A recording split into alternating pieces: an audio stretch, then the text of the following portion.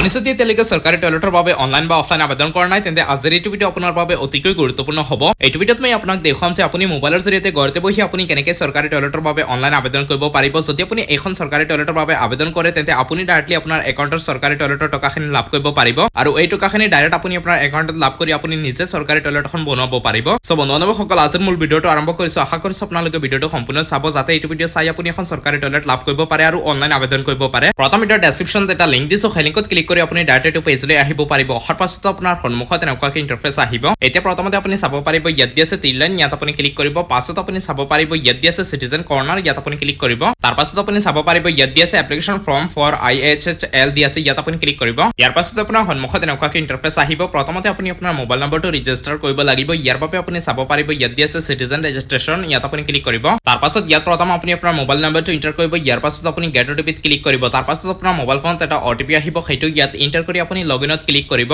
তাৰ পাছত আপোনাৰ সন্মুখত এনেকুৱাকৈ ইন্টাৰফেচ আহিব। ইয়াত আপুনি ফাইনেলি লগইন হৈ যাব আৰু লগইন হোৱাৰ পাছত ইয়াত আপোনাৰ সন্মুখত এলিজিবিলিটি ক্ৰাইটেৰিয়া আহিব। ইয়াত আপুনি পঢ়ি পিনি গোটেইখিনি তথ্য জানিব যে ইয়াত কোনসকলে আবেদন কৰাৰ পাছত কেনেকৈ লাভ কৰিব পাৰিব, আপোনালোকে টকাখিনি কেনেকৈ একাউণ্টত লাভ কৰিব পাৰিব, গোটেইখিনি ইনফৰমেশ্যন ইয়াত দি আছে। এতিয়া আপোনালোকে চাব পাৰিব ইয়াত দি আছে টিৰলাইন, ইয়াত আপুনি ক্লিক কৰিব। পাছত দি আছে নিউ এপ্লিকেশ্যন, ইয়াত আপুনি ক্লিক কৰিব। তাৰ পাছত আপোনাৰ সন্মুখত এখন এপ্লিকেশ্যন ফৰ্ম খোল খাই যাব, ইয়াত আপুনি চাব পাৰিব। প্ৰথমতে ষ্টেট আসাম, ইয়াত ক্লিক কৰি আপুনি আসাম সিলেক্ট কৰিব। এনেকৈ সিলেক্ট থাকিব, যদি আপোনাৰ সিলেক্ট নাথাকে তেন্তে আপুনি আসাম সিলেক্ট কৰিব। পাছত দি আছে ডিষ্ট্ৰিক্ট নেম, ইয়াত ক্লিক কৰি আপোনাৰ ডিষ্ট্ৰিক্টখনৰ নাম ইয়াৰ পৰা উলিয়াই সেইখন সিলেক্ট কৰিব। তাৰ পাছত দি আছে ব্লক নেম, ইয়াত ক্লিক কৰি আপোনাৰ ব্লকখনৰ নাম আপুনি সিলেক্ট কৰিব। তাৰ পাছত পঞ্চায়ত নেম, ইয়াত ক্লিক কৰি আপোনাৰ গ্ৰাম পঞ্চায়তখনৰ নাম আপুনি সিলেক্ট কৰিব। পাছত দি আছে ভিলেজ নেম, ইয়াত ক্লিক কৰি আপোনাৰ গাঁওখনৰ নাম ইয়াত আপুনি পাই যাব, সেইখন সিলেক্ট কৰিব। তাৰ পাছত হেবিচন নেম, ইয়াত ক্লিক কৰি আপোনাৰ এৰিয়াৰ যিজন হেবিচন আছে সেইজনৰ নাম ইয়াত আপুনি পাই যাব। যদি নাম নাপায় তেন্তে আপোনাৰ গাঁৱৰ নাম পাই যাব, সেইখন আপুনি সিলেক্ট কৰিব। তাৰ পাছত আপুনি তলত আহিব, ইয়াত আপুনি আপোনাৰ আধাৰ কাৰ্ডৰ নিচিনা আপোনাৰ নামটো ইয়াত এন্টাৰ কৰিব। পাছত আপোনাৰ আধাৰ কাৰ্ড নাম্বাৰটো এইটো বক্সত এন্টাৰ কৰিব। ইয়াৰ পাছত আপুনি এই বক্সত টিক মাৰ্ক কৰিব। বক্সত টিক মাৰ্ক কৰাৰ পাছত আপুনি ভেৰিফাই আধাৰ নাম্বাৰত ক্লিক কৰিব। তাৰ পাছত আপোনাৰ আধাৰ কাৰ্ড নাম্বাৰটো ভেৰিফাইড সাকসেসফুল হৈ যাব।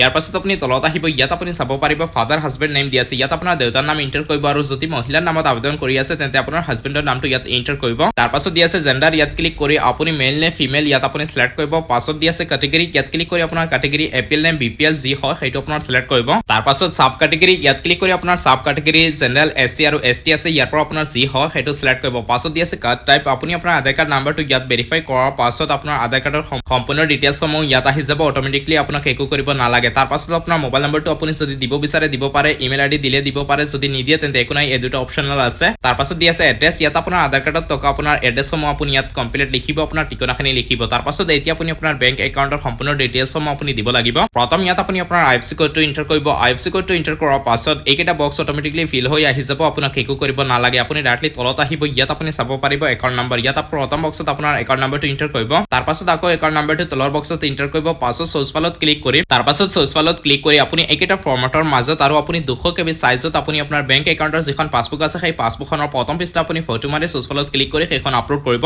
আপলোড কৰাৰ পাছত আপুনি তলপিনে আহিব। অহাৰ পাছত আপুনি চাব পাৰিব ইয়াত দি আছে এপ্লাই, আপুনি এপ্লাইত ক্লিক কৰিব। এপ্লাইত ক্লিক কৰাৰ পাছত আপোনাৰ অনলাইন কামখিনি শেষ হৈ যাব, আপোনাৰ ফৰ্মখন ফাইনেল সাবমিট হৈ গৈছে। আৰু সাবমিট হোৱাৰ পাছত এতিয়া আপুনি চাব পাৰিব ইয়াত দি আছে টিৰলাইন, ইয়াত আপুনি ক্লিক কৰিব। পাছত দি আছে ভিউ এপ্লিকেশ্যন, ইয়াত আপুনি ক্লিক কৰিব। ভিউ এপ্লিকেশ্যনত ক্লিক কৰাৰ পাছত আপুনি আপোনাৰ ফৰ্মখনৰ ষ্টেটাছ আপুনি চেক কৰিব পাৰিব যে আপোনাৰ ফৰ্মখন একচেপ্ট হ'ল নে ৰিজেক্ট হ'ল, গোটেইখিনি তথ্য আপুনি একেলগে চাব পাৰিব। সো বন্ধু-বান্ধৱসকল, আজিৰ এইটো ভিডিঅ'ত এইখিনি আছিল। আশা কৰিছো আপোনালোকে নিশ্চয় বুজি পাইছে। যদি ভিডিঅ'টো ভাল লাগে তেনেহ'লে চেনেলটো ছাবস্ক্ৰাইব কৰিব আৰু বন্ধু-বান্ধৱীৰ লগত ভিডিঅ'টো শ্বেয়াৰ কৰিব।